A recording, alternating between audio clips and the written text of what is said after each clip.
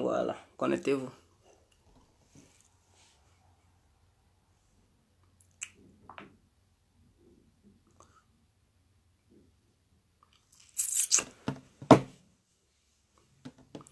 Connectez-vous.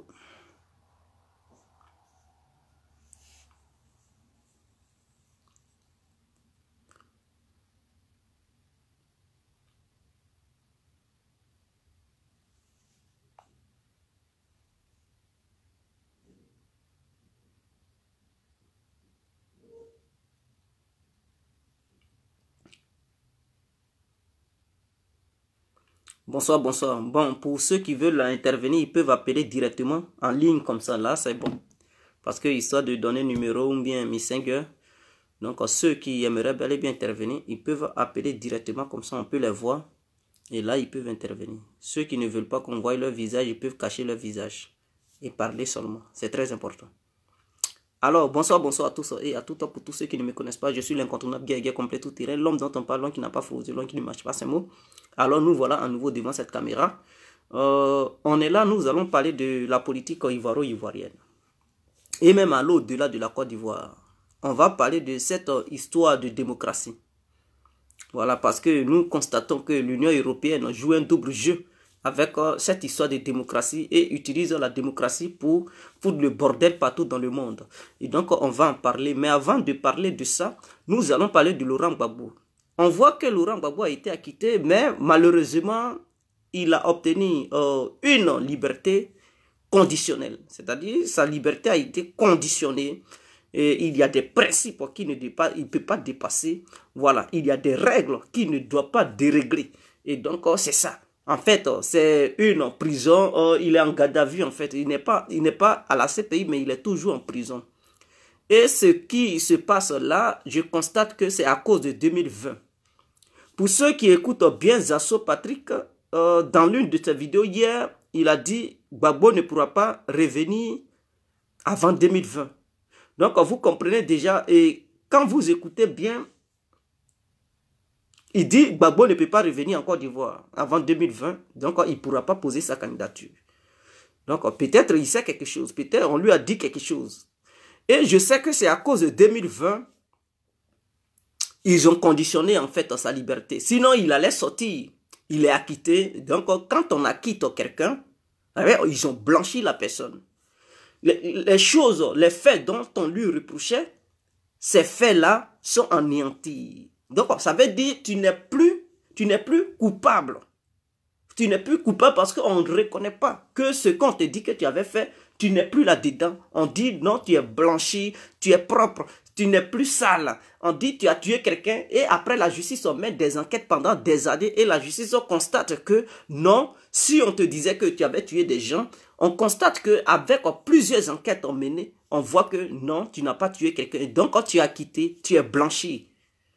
Mais on t'acquitte en même temps, encore, on conditionne ta liberté. Pourquoi? C'est pour faire quoi? Quel est ce petit jeu-là? Donc, je vois qu'il y a double jeu au sein de la série, de la manière l'Union européenne joue ce double jeu en utilisant la démocratie. C'est ça aussi la Cour pénale internationale appelée CPI, pour ne pas dire CP1, utilise aussi ce petit double jeu-là, acquitte des gens et en même temps conditionne la liberté de certaines personnes. Et c'est anormal en fait, en tant qu'être humain et en tant que quelqu'un qui réfléchit bien, voilà, on constate que c'est anormal. Et maintenant, les Ivoiriens qui sont en Côte d'Ivoire, qui s'exhibent, qui crient, à longueur de journée. Donc, il n'y a plus eu de justice. Ils n'ont pas trouvé les coupables des victimes arrêtées quand même. Il y a eu de la justice. La CPI a jugé des gens. Quand vous dites qu'il n'y a pas eu de justice, mais attends, vous rêvez ou quoi? Il y a eu de la justice. Soit 82 témoins, ce n'est pas une petite affaire.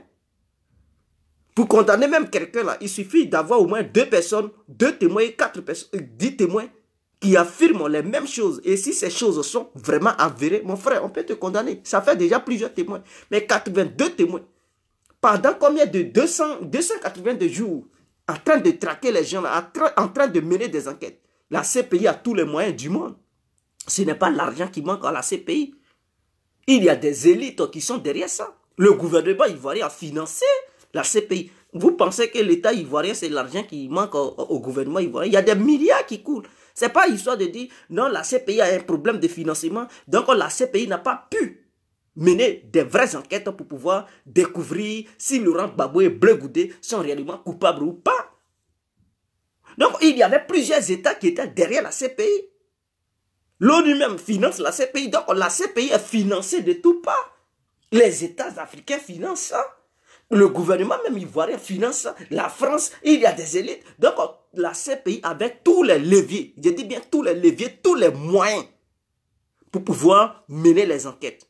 Donc, on leur a laissé assez de temps. Et même le gouvernement ivoirien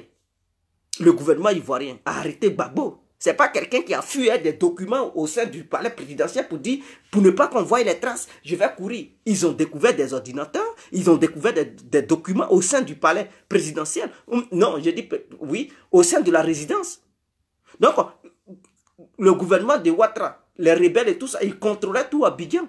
Donc, les documents nécessaires qui pouvaient accabler Laurent Gbagbo pour dire, oui, Laurent Gbagbo a tué et Blé Goudé ont tué réellement, s'ils avaient des secrets, mais eux, ils allaient prendre ça.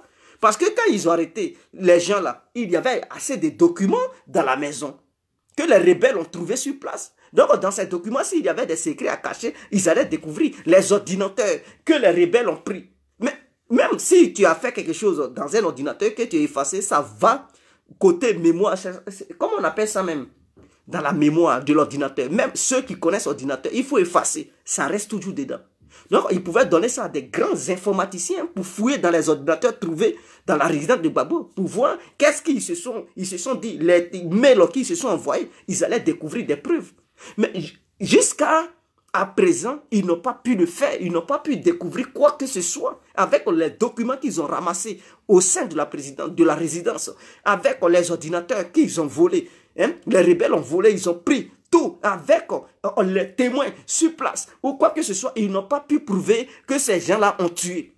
Et la CPI les a attendus. C'est-à-dire on les a arrêtés en 2011. Gbagbo a été transféré en 2012. Si j'ai une bonne mémoire. Non, c'est dans même 2011 là. Il a été transféré à la CPI. Le procès a commencé plus tard. Blé Goudé, par contre, entre 2013 et 2014, c'est là ils l'ont transféré là-bas. Et ils ont attendu pendant longtemps.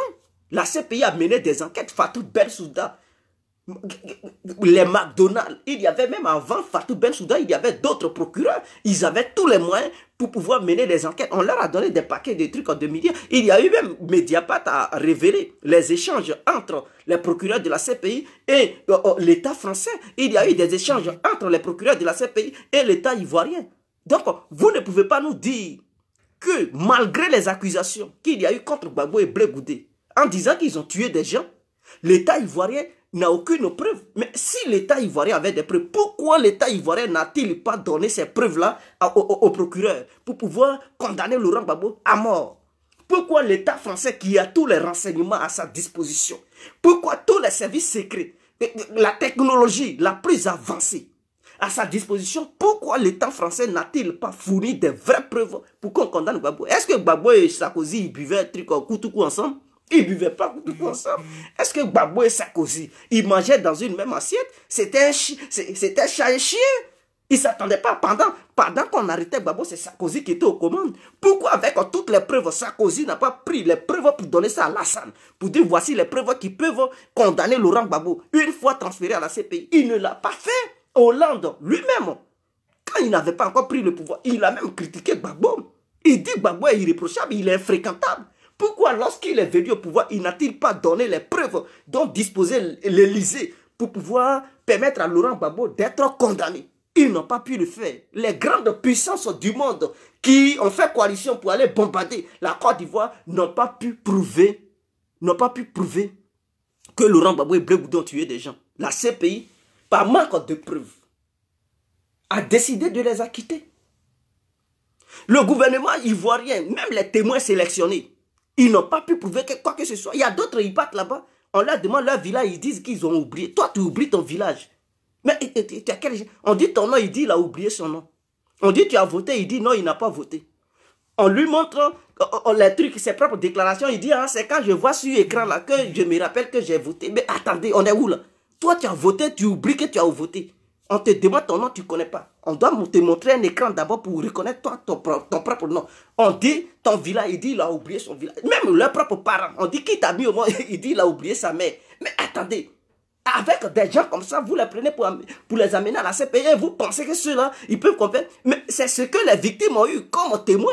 Donc, les familles des victimes qui pleurent aujourd'hui en Côte d'Ivoire, qui disent Gbagbo est coupable, Blé Goudé est coupable, pourquoi n'avez-vous pas sélectionné les vrais témoins? Si vous savez qui est coupable, pourquoi vous-même, vous qui êtes en Côte d'Ivoire en ce moment, qui pleurez là-bas, là, pourquoi n'avez-vous pas décidé vous-même d'aller à la CPI? Lorsque Bensouda cherchait témoin là, vous étiez où? Vous étiez cachés où? On ne vous a pas vu. Vous étiez tous cachés. Maintenant, on les a quittés, c'est là, maintenant, vous allez manifester. Quel est ce banditisme moral que vous voulez imposer aux Ivoiriens? Quelle est cette manière de vous comporter? On vous a cherché pendant, je dis 8 ans, 8 ans. Personne ne s'est déclaré. Qui s'est déclaré? Amener les documents qui prouvent que oui, c'est... Non, ils sont coupables. Mais où sont les preuves? Vous n'avez aucune preuve qui atteste que les gens l'ont tué. On vous demande des preuves. Non, ils sont coupables. Il ne s'agit pas de dire qu'il est coupable. Il s'agit de prouver des faits qui attestent réellement qu'ils ont tué. Non, c'est eux qui ont tué. C'est qui a tué? Tu as des preuves? Non, on sait. On était là, tu étais là. Tu as filmé? Non, j'ai vu. Tu as vu quoi? Bensouda t'attend. Tu es nul. Tu es caché en Côte d'Ivoire là-bas et tu fais la propagande. Ils ont tué, ils ont tué. Il ne s'agit pas de dire ils ont tué. Il s'agit de prouver A plus B que oui, ils ont tué. Il s'agit d'amener des preuves écrites ou vidéo ou bien audio pour dire oui, ils ont tué. Mais lorsque tu ne disposes pas de ces choses-là, mon frère, ferme-la. Ma soeur, il faut la fermer pour toujours. Donc, il ne s'agit pas de rester en Côte d'Ivoire pour prendre les pancartes et marcher. Gbagbo, on ne veut pas Gbagbo, on ne veut pas Blé Goudé. Toi, tu es un lâche. Toi qui fais ça. Tu es un tonneau vide, tu es un lâche. Tu n'es pas un être humain. Donc, si le gouvernement ivoirien n'a pas pu prouver, si le gouvernement français n'a pas pu prouver, si le gouvernement américain qui dispose d'une grande technologie avancée n'a pas pu prouver parce qu'Obama ne donnait pas le lait à Gbagbo, il a donné son aval pour qu'on tape sur Gbagbo. Si le gouvernement américain n'a pas pu prouver, la technologie dont dispose la CPI, si elle-même elle n'a pas été à la hauteur de prouver que Gbagbo et Blé ont tué, ce n'est pas toi le petit Ivoirien qui n'arrive même pas à manger matin, midi, soir, qui va faire de la propagande, ils ont tué. C'est pas toi qui vas prouver quoi que ce soit. C'est pas toi. Avec les satellites dont ils disposent dans le monde, avec les écoutes téléphoniques, la technologie, on peut t'écouter même. Même tu envoies un message, ils peuvent intercepter ton message. S'ils n'ont pas pu intercepter les messages que Laurent Gbagbo envoyait les gens d'aller tuer, s'ils n'ont pas pu intercepter, s'ils n'ont pas pu filmer avec un satellite les images où Gbagbo il avait Kalachnikov, ou bien où les éléments de Gbagbo ils étaient en train de tuer, s'ils n'ont pas pu prouver ça, mon frère, c'est pas toi le petit supporter de truc RADP qui est caché à Bobo, tu n'arrives même pas à manger matin, midi, soir, à Bobo derrière là-bas, qui va faire quoi que ce soit. Ce n'est pas toi le petit supporter d'Alassane qui est caché, comment on appelle ça? Petit supporter d'Alassane qui est caché à Bouaké là-bas, qui va faire quoi que ce soit, à Korogo là-bas, à faire Kessé Doukou là-bas, ou bien à Djamé qui va faire quoi que ce soit. Mon frère, il faut la fermer. C'est déjà passé, c'est passé. On dit Gbagbo n'a pas tué. Qui a tué? Pose-toi la question. Si Gbagbo n'a pas tué, il y a eu 2 camps qui se sont affrontés. Peut-être ton parent là, c'est un milicien de Ouattara qui lui a foutu une balle dans le ventre. Oui, il est mort. Donc, si on dit c'est pas Gbagbo, il faut tourner vers Ouattara. Il faut dire, Ouattara, tu as fait parler avec Gbagbo. Tu es là. Tu as dit Gbagbo a tué. Ils t'ont entendu pendant 8 ans. Tu n'as même pas donné des preuves à Fatou Bensouda pour qu'on puisse dire Gbagbo a tué. Vous, les familles des victimes, là, vous avez sélectionné des gens qui sont allés, quand ils ont vu Gbagbo, ils ont commencé à trembler, d'autres ont pissé sur eux. Ils ont commencé, est-ce que je peux un peu saluer Gbagbo? Ce sont ces gens-là, vous avez vu, pour les amener là-bas. Maintenant, ils viennent, ces gens-là, ils n'ont pas été compétents devant les juges. Ils tremblaient. On dirait qu'il y avait Ignam Chaud dans leur gorge. Ils se retournent.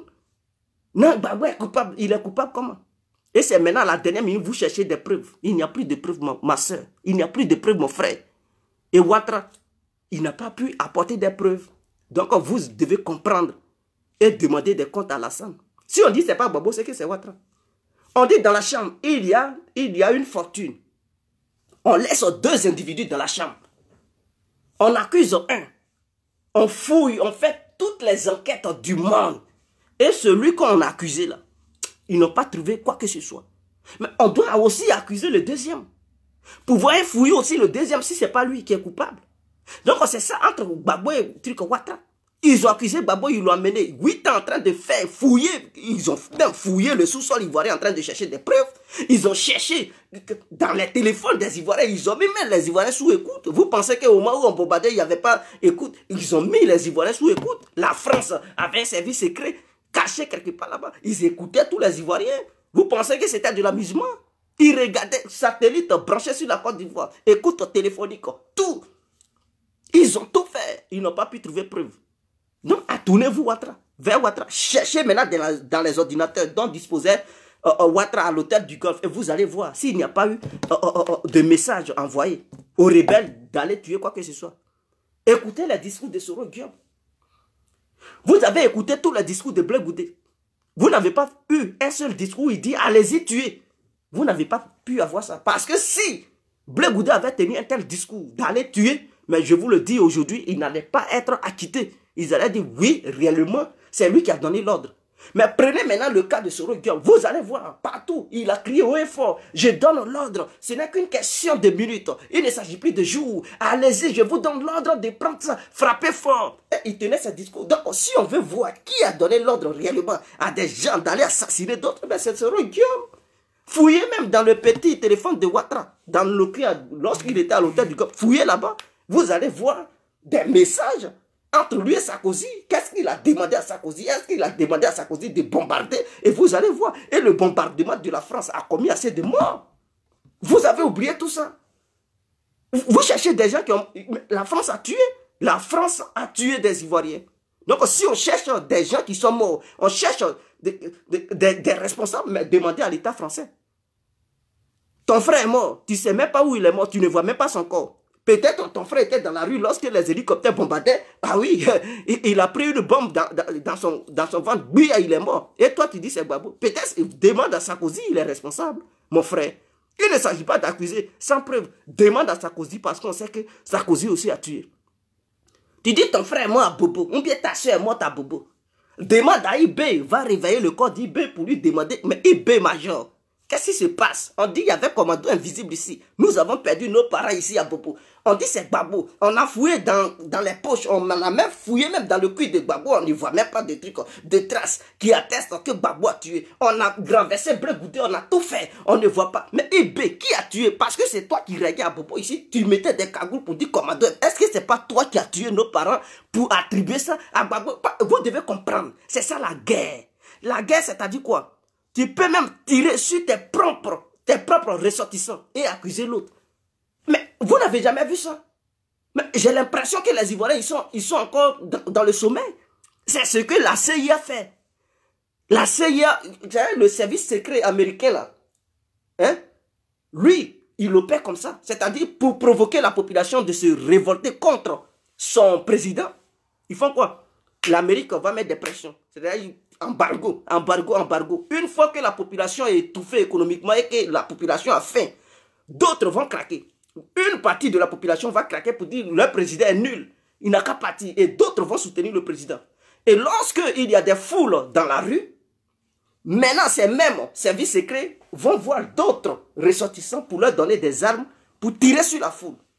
Et là, lorsque les gens sont dans les rues, ils vont tirer sur ces gens-là. Et beaucoup vont mourir. Quand d'autres vont tomber là-bas, ils vont dire que c'est le gouvernement qui tire sur son peuple. Alors, ça dégénère. Ils vont dire non, on ne peut pas accepter. Il tue sur son peuple. Or, le peuple manifeste librement. Le peuple est dans les rues, les mains nues. Et le gouvernement tue son peuple. Donc, c'est un dictateur. Il doit partir. Et voilà les prétextes qu'ils utilisent. Donc, toi, le citoyen qui est dans le même pays, ou peut-être c'est ton frère ou ta soeur qui est morte dans la rue, or pourtant c'est un agent de la CIA qui l'a tiré dessus, tu vas penser que c'est le gouvernement qui a tiré sur ton truc. Tu vas crier, non, c'est un dictateur. En ce temps, si tu supportais le gouvernement, tu vas te révolter contre ton gouvernement. Or, pourtant, ceux qui ont donné l'ordre à ce qu'on tue ton frère ou ta soeur, c'est ceux qui sont au dehors, qui veulent voir ton président chuter. Donc, ça peut arriver à Bobo.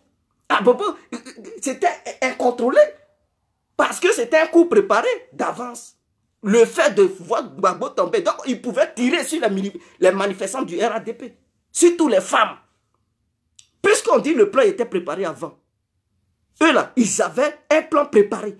Ils voulaient, coûte que coûte, prendre Laurent Gbagbo. Même avant que l'intervention militaire n'arrive, ils avaient dit Laurent Gbagbo, tôt ou tard, il va partir à la CPI.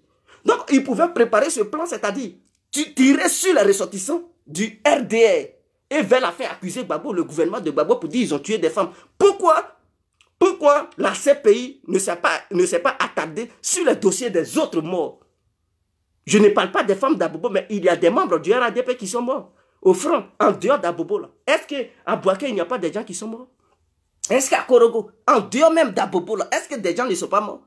Mais pourquoi la CPI ne prend pas les dossiers de d'autres membres du RADP qui sont morts ailleurs? Et ils sont branchés sur les 6 femmes ou 7 femmes d'Abobo. Vous devez comprendre que ces femmes, peut-être, ce n'est pas Gbagbo qui les a tuées. Ce sont les mercenaires de la France qui a buté ces femmes dans le but d'attribuer ça à Laurent Gbagbo. Et donc, voilà pourquoi ils se sont basés sur ces dossiers de 7 femmes d'Abobo. Donc, si vous réfléchissez, vous devez comprendre que les 7 femmes d'Abobo qui sont mortes ne viennent pas des gens de l'armée régulière ivoirienne qui a buté ces femmes. Mais ces gens qui ont été assassinés ont été envoyés, ce sont des puissances étrangères qui ont envoyé des gens pour buter ces femmes et vers la fin pour dire les femmes sont mortes, alors Laurent Gbagbo est un tueur, il a commis crime contre l'humanité.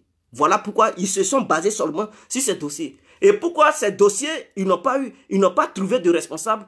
Parce que tout simplement, ils ne pouvaient pas trouver de responsable. Puisque il n'y a pas quelqu'un qui les a tués. C'est eux-mêmes qui ont tué ces femmes-là, dans le but de dire c'est Laurent Gbagbo. Donc voilà le problème.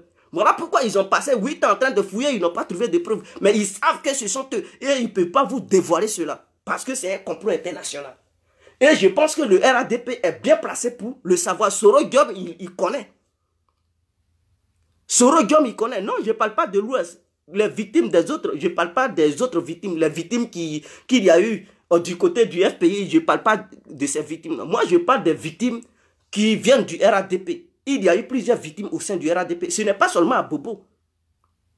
Les gens du RADP qui sont morts là, ce n'est pas des ressortissants seulement d'Abobo. Il y a eu, dans d'autres villes, il y a eu des membres du RADP qui sont morts. Pourquoi la CPI ne s'est pas penchée là-bas? Et elle s'est attardée sur les 7 femmes d'Abobo. Vous devez comprendre que c'est un complot international.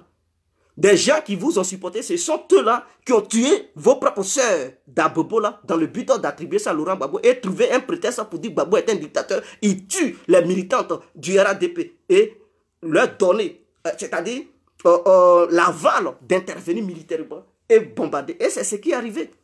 C'est ce qui est arrivé. C'est le même complot en Ukraine. En Ukraine, quand ils ont renversé l'autre pouvoir, qu'est-ce qu'ils ont fait? Quand les gens sont sortis à Maïdan, et même les gens, les preuves plus tard, quelques années plus tard, les preuves se sont dévoilées. Des manifestants manifestaient. Les Européens et la CIA ont envoyé des gens, des snipers, ils ont commencé à tirer sur la foule. Et donc la population ukrainienne, elle était ignorante. Elle a cru que c'est son propre gouvernement qui a donné l'ordre à ses militaires de tirer sur les manifestants. Donc ceux qui supportaient le gouvernement, ils se sont ralliés aux manifestants pour dire non, eux ils ne peuvent pas tenir. Et l'armée s'est retournée contre ce gouvernement, ils ont renversé le président. C'est quelques années plus tard qu'ils ont su que ceux qui étaient morts, ce n'était pas le gouvernement qui avait donné l'ordre. Et que c'était des gens, des forces extérieures qui avaient envoyé des snipers pour tirer sur les manifestants dans le but d'accuser le gouvernement d'être un criminel et un dictateur qui tue son propre peuple qui est à main nue. Voilà comment il procède. Et c'est ce qui est arrivé en Syrie. Cette guerre qui est arrivée là-bas, les gens ils manifestaient. Ils ont armé d'autres pour tirer sur la foule qui manifestait. Et ça a dégénéré, ils ont dit non, ils tirent sur des manifestants à main nue. Donc on ne peut pas, Bachar est un dictateur, il faut donner des armes voilà, à l'opposition. Et c'est comme ça qu'ils ont armé l'opposition, ils ont soutenu l'opposition, ils ont donné l'argent et ça a dégénéré à une guerre voilà, nationale, incontrôlée. C'est ce qui se passe. Donc aussi il n'y a pas de preuves, demandez à la France. La France est au courant de cette femme qui sont mortes à Bobo. Est-ce que vous comprenez? Donc voilà un peu, c'était pour éclairer les gens, les membres du RADP qui sont à Bigan là-bas, qui ne comprennent rien, qui se laissent manipuler n'importe comment, et parce qu'ils n'aiment pas Gbagbo, alors ils voient toujours en Gbagbo celui qui a commis ce crime. Non, tout peut se passer. Lorsqu'on est dans une guerre, tu peux frapper dans ton propre camp et attribuer ça à l'autre. Parce que tu veux créer des problèmes à l'autre. Tu peux dire c'est l'autre qui a fait ça. Mais qui va penser que c'est toi? Personne. Ils vont dire oui, c'est l'autre qui a fait. Parce que les gens qui raisonnent bien, ils vont dire non, tu ne peux pas tuer tes propres militants ou militantes. Donc, si tes militants sont tombés, c'est que c'est l'autre camp qui a tué tes militants ou militantes. Voilà le problème.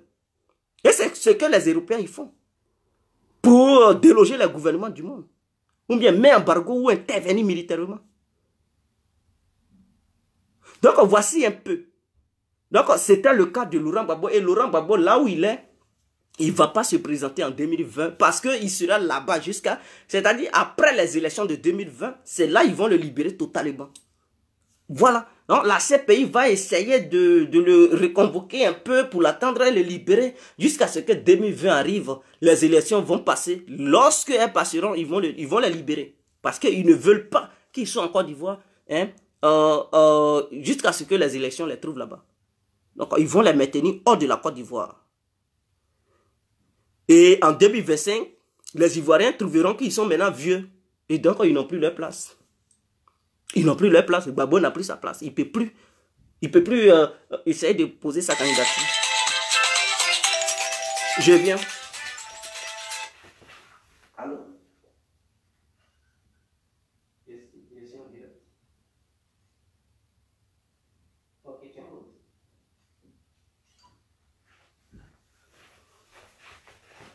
Donc, voilà un peu la situation. Maintenant, quittons là-dedans. Allons-y chez Ambak. Ambak,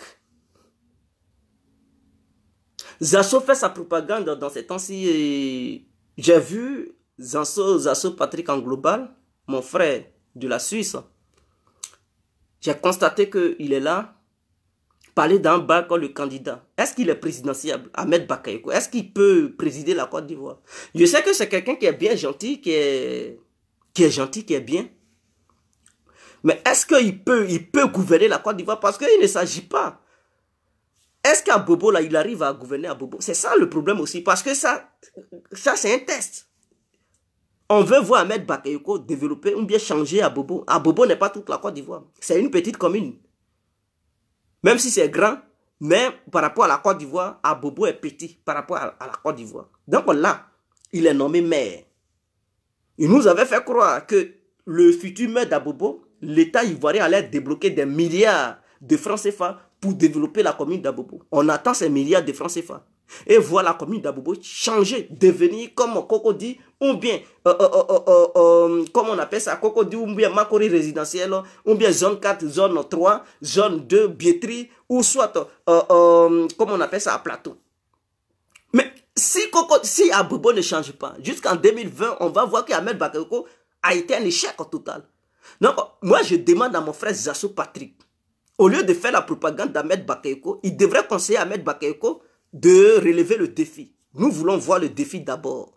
Si le défi est relevé et qu'Abobo s'est transformé d'ici 2020, on peut dire que c'est quelqu'un à qui on peut confier la Côte d'Ivoire et qui peut faire la transformation de la Côte d'Ivoire et conduire la Côte d'Ivoire dans l'émergence. Mais si nous voyons qu'Abobo n'a progressé d'aucun iota, on ne pourra pas confier l'avenir de la Côte d'Ivoire à Ahmed Bakayoko. Parce que la Côte d'Ivoire est trop grande. Elle est grande pour qu'on puisse confier ça à quelqu'un qui n'a même pas pu transformer une commune. Et donc ça, c'est un premier défi. Je demande à Zasso Patrick d'aller conseiller Ahmed Bakayoko de relever le défi. À Bobo, tout le monde regarde Ahmed Bakayoko. Avant-hier, il a plu à Bobo. Les habitants d'Abobo ne pouvaient même pas dormir. Ils dormaient même avec des grenouilles, des crapauds, des serpents, des scorpions. D'autres, l'eau les arrivait jusqu'à leur nombril. Ils pleuraient. Des mamans criaient Ahmed Bakayoko. C'était bon. Ils n'ont même pas vu le maire d'Abobo. Même pour célébrer mariage, il était obligé d'aller célébrer mariage au plateau. Il a fui même sa propre commune pour aller célébrer mariage au plateau. C'est dur. Donc nous voulons voir un Ahmed Bakayoko qui va revoir les canalisations de la commune d'Abobo, transformer, bitumer toutes les petites rues d'Abobo, construire, c'est-à-dire créer des vrais marchés, supermarchés. De la manière on dit, il y a Sokosé, Cap Sud, on peut, Yopougon, je ne sais pas, qu'est-ce qu'ils ont créé, un autre, on peut créer des grands marchés, supermarchés à Bobo. Pourquoi pas? Les gens, ils peuvent quitter dans les autres communes pour aller faire leur marché à Bobo, dans une grande boutique. Ah mais oui, un supermarché, un grand magasin, il peut le faire. On veut voir Pourquoi pas une université ou bien une grande école privée, mais bien construite, bien bâtie. Mais on veut voir ces transformations. Mais s'ils n'arrivent pas à tenir, s'ils n'arrivent pas à transformer à Bobo, ce n'est pas la Côte d'Ivoire qui vont confier à quelqu'un qui n'est pas capable de transformer une commune. Confier la Côte d'Ivoire à cette personne, ça sera faire preuve de lâcheté.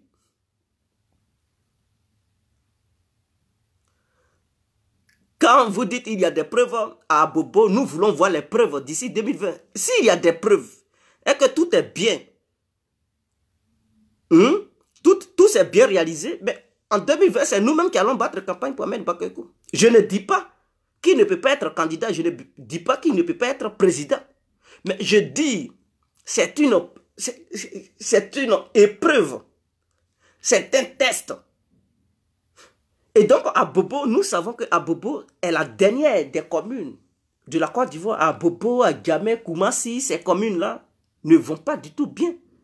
Et donc, quelqu'un qui a des ambitions de briguer la magistrature suprême et une petite commune, parce que par rapport à la Côte d'Ivoire, comparé à Bobo par rapport à la Côte d'Ivoire, c'est comme si tu jetais une pierre dans une rivière ou bien une goutte d'eau dans une rivière. C'est la différence totale. Donc, nous voulons voir un Ahmed Bakayoko à la hauteur du défi. Donc, il n'a qu'à relever le défi d'Abobo. Si on va à Bobo, on veut voir une Abobo transformée. Une Abobo qui va ressembler à Cocody. Une Abobo qui va ressembler à Marc Horizon 4. On va dire, oui, mais putain, le monsieur là, il travaille. Il est fort. Il est fort. Parce qu'on ne peut pas se fier sur la sécurité de la Côte d'Ivoire. Non seulement en Côte d'Ivoire, il n'y a pas une bonne sécurité. Côté coup d'État, on ne peut pas déstabiliser la Côte d'Ivoire en venant de l'extérieur pour attaquer la Côte d'Ivoire. Ça, je pense qu'Ahmed Bakayoko, il a relevé ce défi. Mais à l'intérieur de la Côte d'Ivoire, il y a de l'insécurité, c'est-à-dire il y a des bandits appelés microbes, des coupeurs de route, des braqueurs de banques, des trucs, des nyambros qui agressent des gens qui font n'importe quoi. Et ces gens-là n'ont pas encore été maîtrisés. Et Ahmed Bakayoko ne trouve pas une solution pour ça. Mais pour dire quitter hors de la Côte d'Ivoire pour attaquer la Côte d'Ivoire et déstabiliser la Côte d'Ivoire, non. Ça, vraiment, pour que les gens puissent y parvenir, ils doivent se réveiller très tôt le matin. Parce que ce côté-là, Ahmed Bakayoko veille au gré. C'est très important. Et je tiens à préciser cela. Mais on ne peut pas comparer la sécurité à la construction, au développement. Ça, c'est deux choses qui sont opposées. Construire et développer et la sécurité, ça, ce n'est pas la même chose en fait. Donc, si il réussit un peu en matière de sécurité, cela ne veut pas dire qu'il va réussir en matière de construction, de bâtiment, de l'émergence. Non, c'est loin. Donc, on attend le défi là-bas. Donc, au Zasso, faut pas parler trop vite. Faut pas parler trop vite. Montre-nous les images d'Abobo. Où Ahmed Bakayoko a changé. Dans quel coin d'Abobo Ahmed Bakayoko a pu changer. Ça ressemblait à quoi? Et il a changé. On ne veut plus voir la boue à Bobo lorsqu'il pleut. On ne veut plus voir l'eau envahir les maisons des gens lorsqu'il pleut. On ne veut plus voir les gens dormir dans des cabanes à Bobo. On ne veut plus voir des gens dormir au dehors sur des tables à Bobo. On ne veut plus voir des petits voyous à Bobo dans les rues. Polluer les rues d'Abobo, on ne veut plus voir cela. On veut voir un Abobo émergent, un Abobo attirant, un Abobo qui peut même attirer des grandes personnalités de la Côte d'Ivoire, même les étrangers qui vont venir et qui vont choisir la commune d'Abobo d'y habiter. Est-ce qu'à Bobo, là où Ahmed Bakayoko est là, est-ce que des gens, des milliardaires peuvent quitter ailleurs pour dire j'ai choisi la commune d'Abobo, je vais habiter là-bas? Ils ne peuvent même pas, même dans leurs grands rêves. Ils ne peuvent pas. Parce que c'est une commune qui est dans l'insécurité, une commune qui pue, l'insalubrité va tuer les Abobolais. C'est une commune invivable. Et s'ils transforment cette commune invivable en une commune vivable, alors nous allons vraiment dire à Ahmed Bakayoko, il a la hauteur. Et si on lui confie la Côte d'Ivoire, alors il pourra faire quelque chose et transformer la Côte d'Ivoire. C'est là qu'on l'attend. Il n'y a pas encore temps. Ahmed Bakayoko peut encore faire des merveilles. Il lui reste encore au moins des mois encore. Il lui reste encore un an. Il peut encore faire des travaux. Transformer Abobo. Et donc on l'attend. On l'attend sur ce point-là. Et je l'encourage. S'il veut réellement travailler, qu'il travaille. Et si nous voyons les preuves sur le terrain, alors en 2020, il ne va même pas nous demander service. C'est nous qui allons partir vers lui pour dire, Ahmed, on a vu ce que tu as fait. Tu as transformé cette commune qui n'attirait pas les gens, mais aujourd'hui qui attire les gens, qui attire le monde. Dans cette commune où les grands supermarchés ont poussé, cette commune où les grandes boutiques ont poussé, cette commune où il y a aujourd'hui des grandes écoles, des grandes piscines, où il y a à peu près tout, vraiment, nous allons battre campagne pour que tu puisses aussi transformer la Côte d'Ivoire. Mais s'il ne le fait pas, on ne peut pas. On va même, c'est nous-mêmes qui allons le dénigrer. Et c'est clair, je vais être le premier même à le dénigrer. S'il travaille, je vais être le premier même à faire sa propagande. C'est très important. Donc, aux assos, il ne faut pas parler trop de ton ami Ahmed. Il faut lui demander de travailler. Et c'est sur le terrain, là, on va constater que oui, il est à la hauteur et qu'il peut gérer tout le pays. Il ne faut pas venir dire aux gens que oui, pourquoi il faut choisir Ahmed Bakayoko. Qu'est-ce qu'il a fait et puis on va le choisir. Il n'a rien fait encore. On veut voir sur le terrain s'il est capable ou pas. Et mais s'il a démontré qu'il est à la hauteur, mais nous-mêmes, on va battre sa campagne. T'inquiète. Donc, il faut lui donner des conseils. Maintenant, on laisse côté Ahmed Bakayoko. Nous voulons aller maintenant du côté de la démocratie. Vous voyez les Européens, avec leur histoire de démocratie, ils sont là nous gober sur tous les plans. C'est-à-dire, ils ont eu une machine pour piller les richesses du monde entier. Tuer des gens, créer des guerres. J'ai l'impression que l'Union européenne est une organisation terroriste, barbare, criminelle. Des va-t-en-guerre qui ont fait une coalition pour pouvoir dévorer des proies. Et ces proies-là, ce sont les États les plus faibles. Quand tu es faible, mais tu as une proie pour l'Union européenne. Et ils ont trouvé cela. Voilà leur idéologie. Et cette idéologie a pour but d'instaurer la démocratie partout. Et quiconque ne rentre pas dans leur périmètre, quiconque ne s'agenouille pas devant eux, alors ce dernier est considéré comme un dictateur et donc c'est un ennemi à abattre. Parce qu'ils veulent instaurer la démocratie. Est-ce que c'est forcé que nous, on adhère à vos idéologies? Mais c'est de l'esclavage. Au 21e siècle, ceux qui pensent que l'esclavage est fini, non, ce n'est pas encore fini. L'esclavage, c'était de faire quoi? C'était d'obéir au maître. Ce qu'il te dit, il faut accepter. Ce que le maître te dit là, c'est ça il faut faire. Donc si tu refusais au maître, il te chicotait, il te fouettait. Des matraques, il mettait des gros chiens derrière toi pour te dévorer. Souvent même, il te jetait dans la mer, tu mourais. Mais aujourd'hui, ils ne font plus la même technique. Aujourd'hui, ce sont les avions, les armes lourdes, les navires de guerre. C'est-à-dire, si tu refuses d'accepter ce qu'ils te demandent, mais ils te bombardent avec des missiles. Et ils te disent quoi? Ils veulent instaurer la démocratie. C'est-à-dire, il faut te soumettre à eux. Si tu refuses la soumission, mon frère, il y a toujours l'esclavage. Mais l'esclavage sous une autre forme, appelée la démocratie, qui met de l'avant pour bombarder les gens, tuer des peuples. Et ils ne sont même pas inquiétés. Il n'y a pas de justice, il n'y a pas de tribunal dans ce monde qui puisse les poursuivre. Ils vont commettre les crimes les plus atroces de l'humanité. Personne ne peut les suivre. Personne ne peut les convoquer. Personne ne peut les juger. Mais par contre, toi, s'ils te disent que tu es un dictateur, si tu ne quittes pas, au contraire, ils ont des justices, ils ont des prisons où ils peuvent te conduire.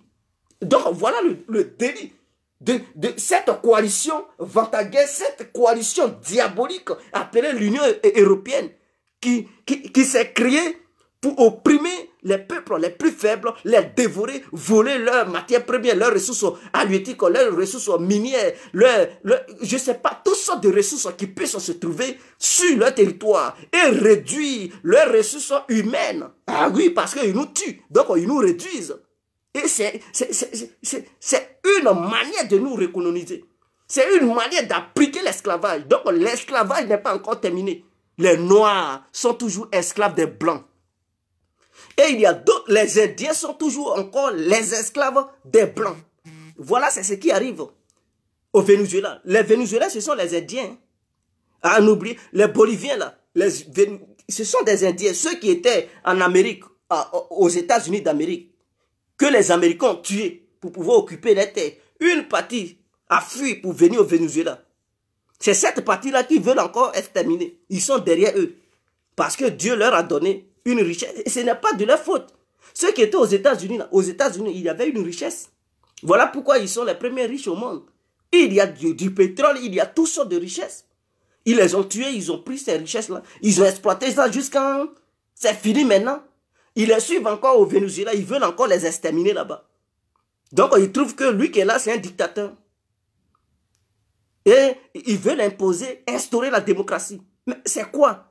Lorsque tu n'acceptes pas leur idéologie, ils t'imposent. Lorsque tu forces un individu à accepter ce que toi tu veux qu'il fasse, tu deviens le maître et lui il devient ton esclave. C'est ça l'esclavage. C'est d'imposer ce que toi tu veux, ta volonté à l'autre.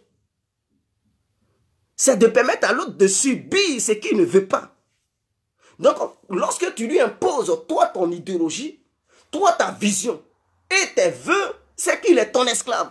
Parce que l'esclave, c'est quoi? C'est quelqu'un qui ne doit même pas résister. C'est quelqu'un qui doit faire ce que son maître lui dit. Qui ne doit pas dire non, qui ne doit pas refuser, qui doit dire oui, oui maître, oui maître. S'il dit mange caca, tu dois manger caca. S'il dit faut pas chier, tu dois pas chier. S'il dit aujourd'hui tu dois pas faire l'amour, tu n'as pas le droit de faire l'amour. S'il dit aujourd'hui ne bois pas l'eau, tu dois pas boire l'eau. Donc c'est ce que le maître te dit que tu dois faire. Tu n'as pas le droit de contester les propos du maître et aller contre la vision du maître. Voilà, c'est ce que c'est que l'esclavage. Et non seulement. Et donc, la démocratie est un esclavage moral. Et maintenant, pour imposer la démocratie, est un esclavage violent. Donc, ça devient la traite des humains vis-à-vis de l'idéologie des Blancs qui ont fait cette coalition diabolique appelée l'Union européenne. Donc, il y a aussi l'esclavage violent qui rentre dans le cadre des bombardements coalition OTAN. Allons bombarder. Donc, ils ont créé une armée qu'on appelle l'OTAN. Donc, tous ceux qui ne veulent pas encore subir l'esclavage, on les bombarde. Et c'est clair. C'est comme on prend le temps d'Hitler. Adolf Hitler qui a été le dirigeant de l'Allemagne, qui lui, il voulait imposer sa volonté à tous les peuples du monde. Mais les Africains n'étaient pas là-dedans. Voilà, je vais enlever tous les peuples du monde. Mais qui, lui, il voulait imposer sa volonté aux peuples européens. Et donc, ceux qui contestaient, mais il les tuait. Qu'est-ce qu'ils ont dit? On dit qu'il a commis crime contre l'humanité. Il a été le grand dictateur de l'humanité. Mais lui, c'est sa volonté. C'est la volonté allemande qu'il voulait imposer aux peuples, aux Européens. Il voulait imposer ça aux Français, les Anglais, les Belges et partout, aux Italiens. Il voulait imposer, lui, sa volonté aux Autrichiens, aux Russes. Il voulait imposer ça à tout le monde pour que tout le monde puisse avoir la même vision allemande. Mais ils n'ont pas accepté. Ça a déclenché une guerre mondiale. Et cette guerre, on a connu la suite. C'est moi qui dis mondial parce que l'Afrique n'était pas intéressée, même s'il y a eu quelques trucs en Éthiopie. Bon, je ne peux pas appeler ça guerre mondiale, mais qui a déclenché une guerre européenne parce que ça s'est passé en Europe ici et au moins une partie de l'Asie.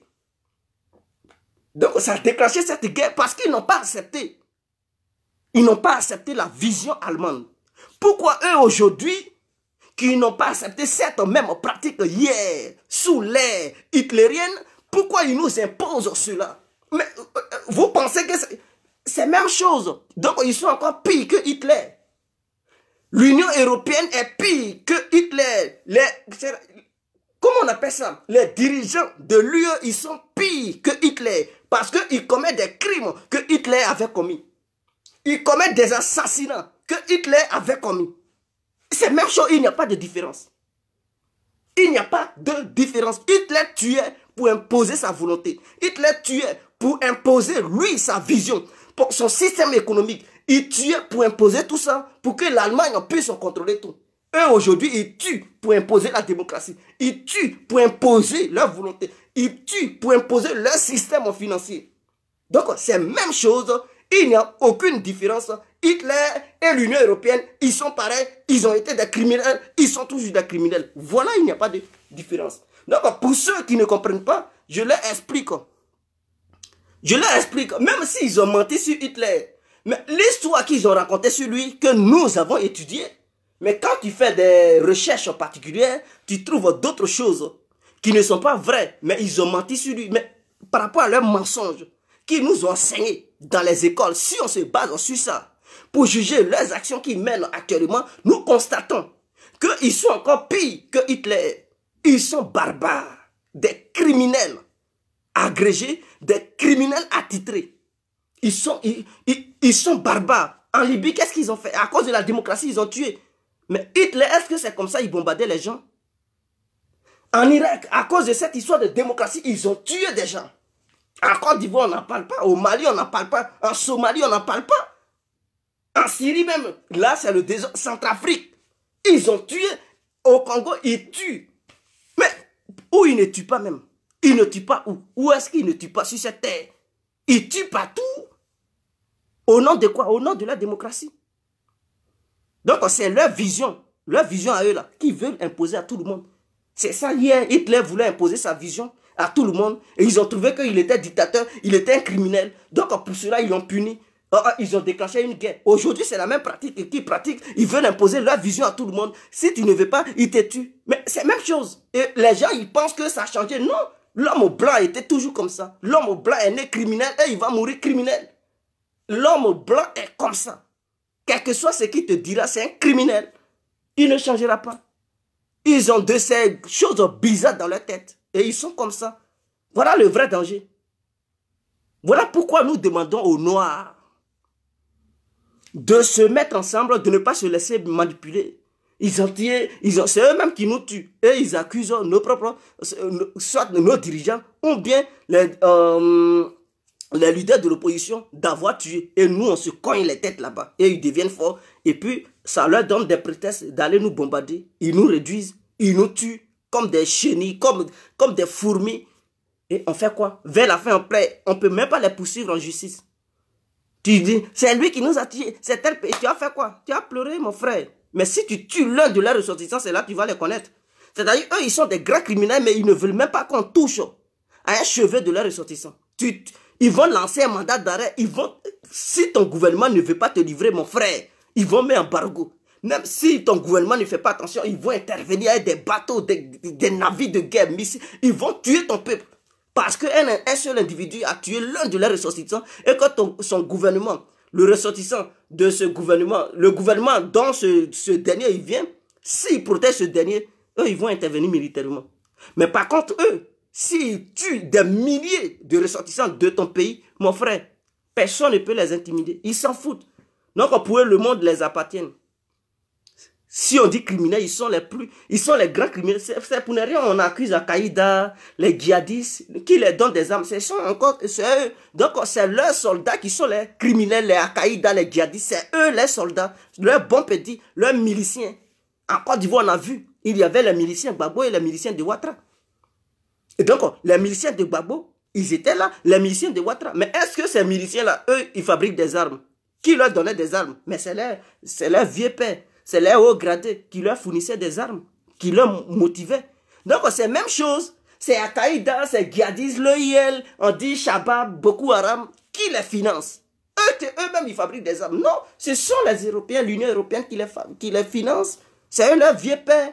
Eux, là, ils s'en vont faire le boulot. Donc, faut pas, on va voir ces djihadistes, on n'a qu'à chercher qui leur donne l'argent, qui les finance. Leurs vieux pères, là, c'est eux les vrais criminels. Voilà ce que c'est que l'Union européenne. Donc, je détaille ça pour que les gens y comprennent. Est-ce que vous comprenez? Donc, voici le vrai problème. Donc, au Venezuela, on nous parle de démocratie. Voilà quelqu'un qui s'autoproclame président et puis eux tous, ils le reconnaissent. Parce que ce dernier leur a promis des milliards, plus de milliards, leur a promis toutes les richesses du Venezuela. Donc, eux, ils reconnaissent ce dernier. Donc, voilà leur démocratie. C'est-à-dire, c'est lorsque tu es leur esclave qu'ils trouvent que tu es un démocrate. Mais si tu n'es pas leur esclave, ils trouvent que tu es un dictateur. Donc, ils doivent tout faire pour te tuer. Voilà. Donc, c'est leur volonté, ils imposent les gens. Ce n'est pas parce que tu fais leur volonté que tu es si gentil. Non. Eux, quand tu fais leur volonté, là, ils gagnent et c'est ton peuple qui souffre. Mais lorsque tu veux lutter pour ton peuple, pour donner tout à ton peuple, ils trouvent que tu es un criminel, tu es un dictateur, on doit t'éliminer. Voilà le problème. Donc, eux, ils doivent gagner. Mais nous, les autres peuples, on ne doit pas gagner, on doit crever de faim, on doit chômer et on doit toujours leur demander de l'aide. Parce que eux, ils sont les grands frères, ils sont les chouchous du monde. C'est eux Dieu a béni, c'est eux qui contrôlent tout. C'est eux les bons samaritains. Et nous les autres, nous sommes les mauvais samaritains. Voilà leur problème. Donc, ils contrôlent le monde, et leurs yeux sont partout. C'est comme eux, ils doivent avoir les âmes lourdes, mais les autres n'ont pas le droit d'avoir les âmes lourdes. Ils doivent les contrôler. Quand ils veulent fabriquer ton âme, ils doivent intervenir pour bombarder ça. Parce qu'ils trouvent que toi, tu n'es pas encore mûr. Tu n'as pas le droit de garder ces gendarmes chez toi. Et qu'eux, ils sont mûrs. Mais ceux qui sont mûrs, qui tuent encore, c'est qu'ils ne sont pas mûrs. Montrez-nous, les Africains, quel pays ils sont allés détruire. Au nom de quoi? L'esprit africain. Ils n'ont jamais détruit un petit pays au nom de l'esprit africain ou bien la philosophie africaine. Mais eux, par contre, ils détruisent tout. Et ils se disent qu'ils sont matures. Et donc, nous, on n'a pas le droit de disposer des âmes lourdes et tout ça. Tout simplement pour nous contrôler. Parce que quand tu as l'âme lourde, il ne peut plus intervenir. Il ne peut plus être maître du monde. Il ne peut plus piller tes richesses. Tu vas leur dire non. Et si tu leur dis non, ils sont obligés de t'écouter. Mais tant que tu n'as pas les âmes lourdes et qu'eux, ils ont ça, mais mon frère, tu ne peux pas leur dire non. Tu dis non, ils vont te tuer. Donc, voici le vrai problème. Donc, je viens.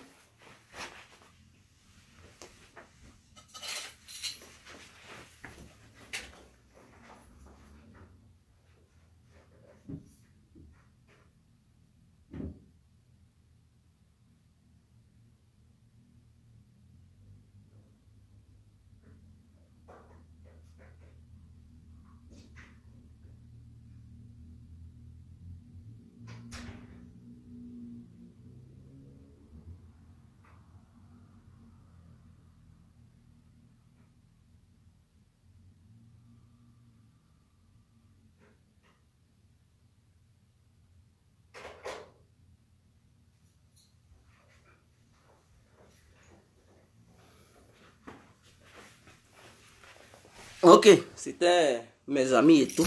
Je suis allé ouvrir. Donc, je vous remercie infiniment. Vive la Côte d'Ivoire. Vive les Ivoiriens et tout. C'était l'incontournable bien compris. Aujourd'hui, j'avais voulu que les gens y participent, mais c'est le numéro de la France. C'est sûr, ça vous pouvez. Mais je ne sais pas comment faire pour faire sortir ça. C'est free. On appelle ça free. Je ne sais pas quel code il faut mettre pour faire sortir le numéro. C'est la puce, on appelle ça free. Mais moi, je ne connais pas le code.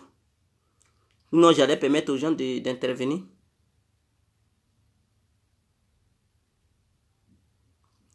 Le numéro, je sais pas, c'est une puce qu'on appelle free, c'est une puce française. Je sais pas comment on fait pour faire sortir le numéro. Sinon, si je savais, j'allais mettre ça à votre disposition. Montrez-moi le code pour faire sortir le numéro, on fait comment?